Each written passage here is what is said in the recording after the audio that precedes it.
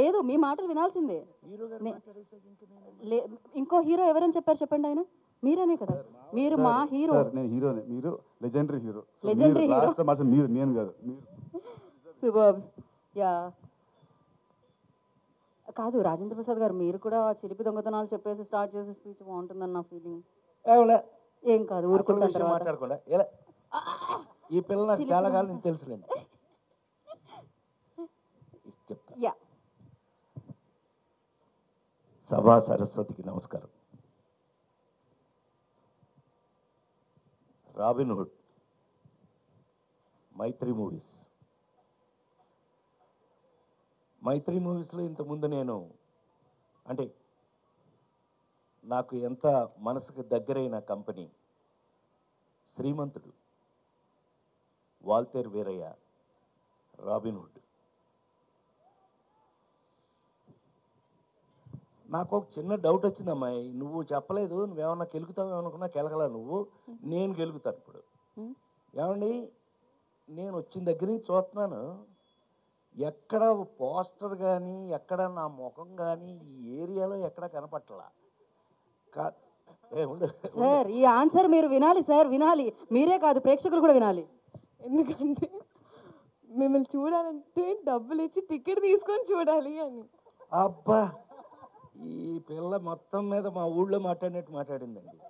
మా ఊళ్ళో వాళ్ళు చెప్పినట్టు చెప్పింది. నిజమేలే, నువ్వు కొంచెం తెలివైందనివి, కొంచెం కాదు బాగా తెలివైంది. అమ్మో, నువ్వు జాగ్రత్త నోట్ చేయి. ఎక్కడ ఒక్క బొమ్మ కూడా నాది కనపడలేదు, నేను ఎందుకు ఇక్కడికి వచ్చాను అని మీ అందరికీ డౌట్ రావచ్చు.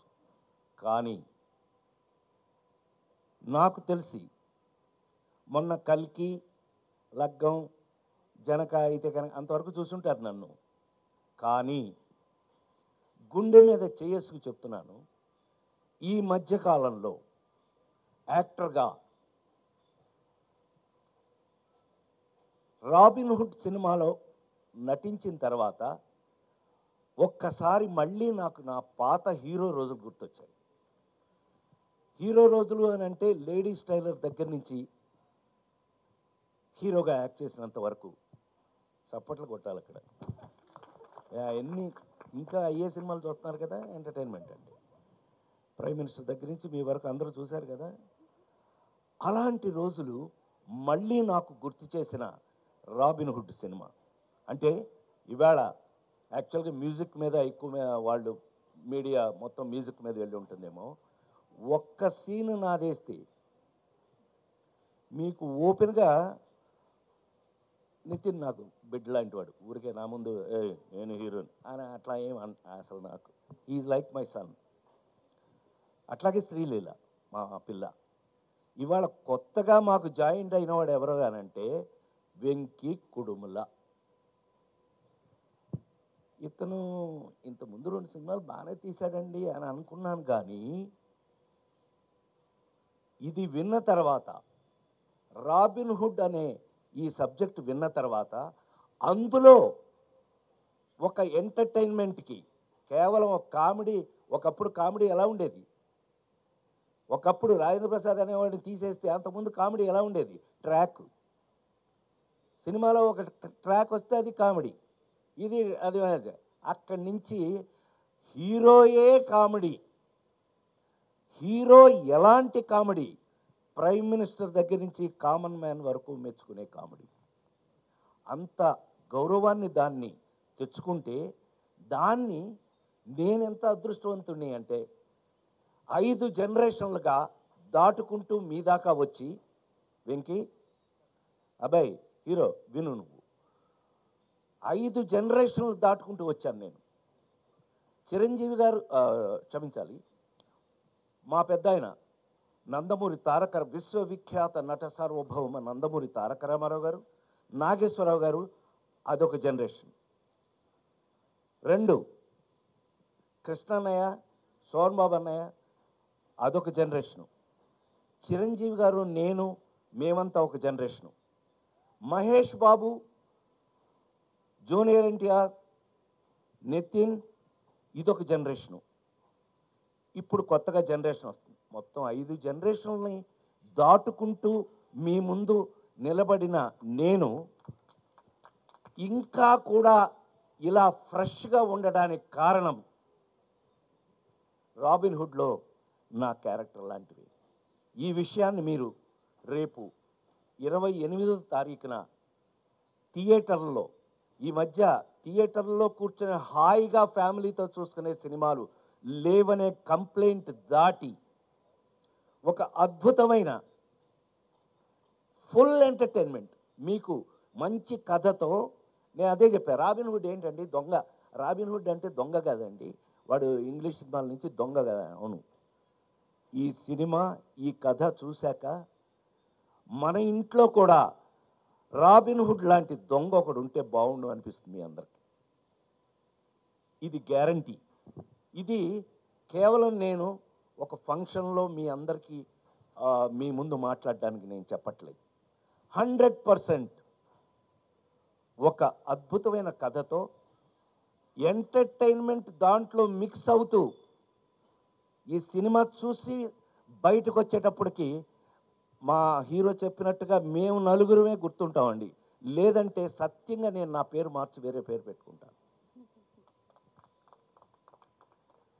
అంత కాన్ఫిడెంట్గా, అంత ఎంజాయ్ చేస్తూ, నేను ఆ రోజుల్లో హీరోగా చేసిన రోజులు గుర్తొచ్చినాయి అంటానికి కారణం అది. ఆ రోజుల్లో ఇలాగే ప్రతి సీన్ని ఎంజాయ్ చేసి, ప్రాక్టీస్ చేసి, దాన్ని పర్ఫెక్ట్ చేసి యాక్ట్ చేయటం జరిగేది. ఈ రోజుకి ఇన్ని రోజుల తర్వాత మళ్ళీ నేను ఈ సినిమాని అలా చేయటం జరిగింది అని 100% గుండె మీద చేసుకు చెప్తున్నాను. అట్లాగే ఈ సినిమాలో మనకు ఉన్న అదృష్టం ఏంటంటే, మా నిర్మాత రవి చెప్పినట్టు అన్ని డిపార్ట్మెంట్స్లోనూ, మ్యూజికల్గా, టెక్నికల్గా, అన్ని డిపార్ట్మెంట్స్లోనూ అందరూ ఇష్టపడి చేశారు. నాకు అసలు ఇవాళ ఈ మధ్య చాలా కాలం అయిందమ్మా ఇంత ప్లెజెంట్ ఫంక్షన్, ఇంత ప్లెజెంట్గా ఉండటం ఈ మధ్యకాలం చాలా రోజులైంది. అసలు టు బి వెరీ ఫ్రాంక్, నువ్వు అన్నమాట 100% నిజం. ఇంత ప్లెజెంట్గా ఉంది, ఇంత పాజిటివ్ వైబ్రేషన్తో ఇవాళ జరుగుతున్నటువంటి ఈ ఫంక్షన్. నిజంగా మీరందరూ మా మీద ఎంత ప్రేమతో వచ్చారో మాకు తెలుసు. దయచేసి నోట్ చేసుకోండి, 28వ తారీఖు నుంచి, ఈ నెల 28వ తారీఖు నుంచి దయచేసి థియేటర్లోనే చూడండి. ఆ సెల్ ఫోన్లోనూ, ఆ ఇంట్లో టీవీల్లోనూ. ఎస్, సినిమా ఇంటికి వచ్చేసింది. ఎస్, సినిమా అనేది ఇంటికి వచ్చేసింది. ఓటీటీ పేరు మీద, వేరే ఏ పేరు లేదా అయితే ఏమే, మొత్తం మీద సినిమా ఇంటికి వచ్చేసింది. కానీ నిజంగా థియేటర్లో కూర్చుని ఫ్యామిలీతో సహా చూడగలిగినటువంటి ఒక అద్భుతమైన సినిమా మనకు దొరికితే గనక అంతకు మించిన ఎంటర్టైన్మెంట్ నాకు తెలిసి ప్రపంచంలోనే సినిమా అంటే అద్భుతమైన ఇంట్రెస్ట్ ఉన్నది ఇండియాలో, అందులోనూ మరి ముఖ్యంగా సౌత్ ఇండియాలోను, అందులో మరి ముఖ్యంగా తెలుగు వాళ్ళకి సినిమా అంటే ఎంత ఇష్టమో నాకు తెలుసు. నేను 48 సంవత్సరాలుగా సినిమాలో ఉన్నాను. నేను మీ అందరి ముందు ఈ రోజుకి నాకు ఇంత అద్భుతమైనటువంటి అవకాశం ఇచ్చిన నా కంపెనీ, నా మైత్రి మూవీస్.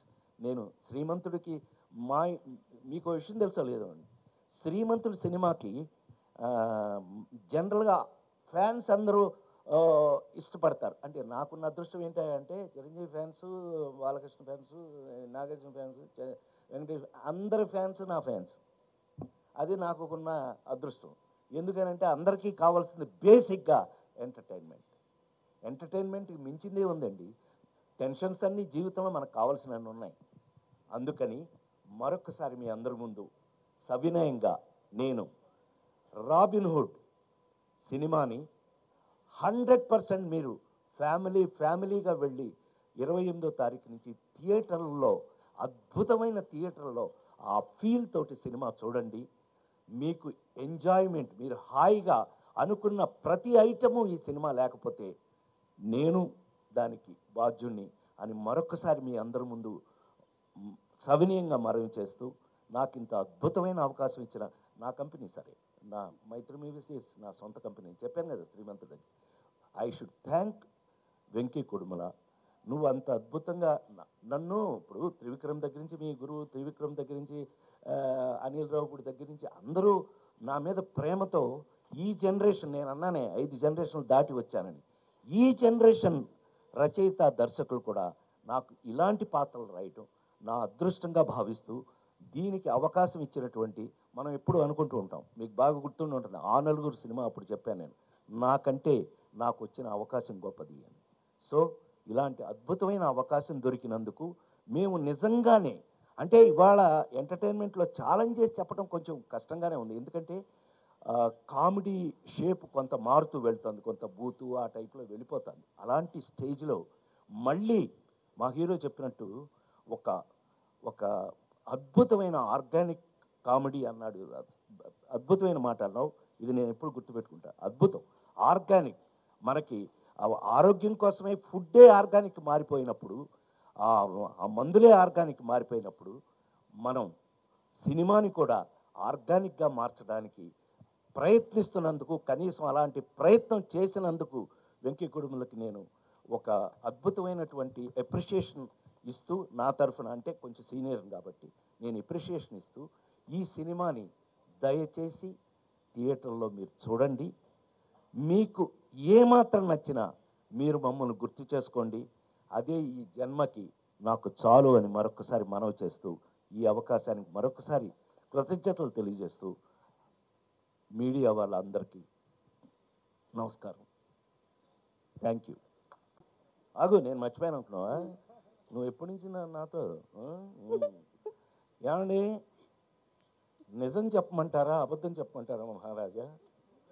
నిజమే చెప్పవాయా అన్నాడండి మహారాజు. నిజమే చెప్పవాయ్ అని. మా నాన్నగారు స్కూల్ టీచర్ అండి, military school teacher. So school teacher అండి. ఎంత స్ట్రిక్ట్ అని అంటే, మీ అందరికీ చిన్న ఐడియా ఉండి ఉంటుందిగా, నేను ఎన్టీ రామారావు ఇంట్లో పుట్టాను. ఆ ఇంట్లో మేము అద్దెకుండేవాళ్ళం 24 సంవత్సరాలు, అక్కడే పుట్టాను నేను. సరే, అది మా నాన్న ఎంత స్ట్రిక్ట్ అని అంటే, హరికృష్ణ అల్లరి చేస్తే హరికృష్ణ కొట్టలేక మమ్మల్ని కొట్టేవాడండి ఆయన. నన్ను కొట్టారంటే, నవ్వుతున్నావా నువ్వు, నీ సంగతి చూస్తానే వస్తున్నాలే బయటికి. అలాంటిది ఆయన ఎంత స్ట్రిక్ట్గా ఉంటాడండి. అలాంటిది ఏదన్నా ఎప్పుడన్నా బజార్కి వెళ్ళి ఆ శనగపప్పు ఉండలు అవి ఏమన్నా తిందామంటే డబ్బులు ఏం చేయాలి? మా నాన్నగారి జేబులోంచి 5 పైసలు కొట్టేశానండి. Let's frankly agree. ఈ విషయం ఇంతవరకు బహుశా తెలిసే అవకాశం లేదు. సో చిన్నప్పుడు అలాంటివి అసలు, వీటికంటే మరి ముఖ్యంగా ఏంటంటే, మా ఇంట్లో 4 బ్రదర్స్ 2 సిస్టర్స్ అయితే, అందరిలోనూ మా నాన్నగారి దగ్గర ఎక్కువ దెబ్బలు తింది నేనే. కారణం ఏంటంటే, పక్కింట్లోంచి జామ చెట్టు ఎలా కనపడుతుండేదండి, దానికి గుత్తులుగా కాయలు ఉండేవి, అద్భుతంగా పండేవి. ఎవడు ఊరుకుంటాడంటే చూస్తూ మనం పైకెక్కి, మా నాన్న లేదు స్కూల్ నుంచి వచ్చేటప్పుడు చాలా టైం అవుతుంది, కరెక్ట్గా మనం చెట్టు పైకెక్కి కరెక్ట్గా కాయలు కోసేటప్పుడు ఆ ఇంటి ఓనర్ ఒక ఆవిడ, పాపం మొగుడు లేడు ఎవరు లేరు, ఆవిడ ఒక్కతే ఉండేది. ఆవిడ వచ్చి కింద కర్రచుకుని ఉంచునేది. మా నాన్న వచ్చేదాకా నుంచుని, మా నాన్నగారు రాగానే చూడండి మీ వాడని చెప్పేది. ఈయన పైకి చూసి, పొయ్యిలో పెడతారు పేళ్ళు, ఐడియా ఉంది కదా, ఆ పేడు ఇరిగేదాకా కొట్టేవాడు మా నాన్న. సో ఇలా చాలా దొంగతనాలు, దెబ్బలు. కానీ నేను గోపాలకృష్ణ లాంటి వాడిని దొంగతనం చేసే పైకి వచ్చాను. Thank you.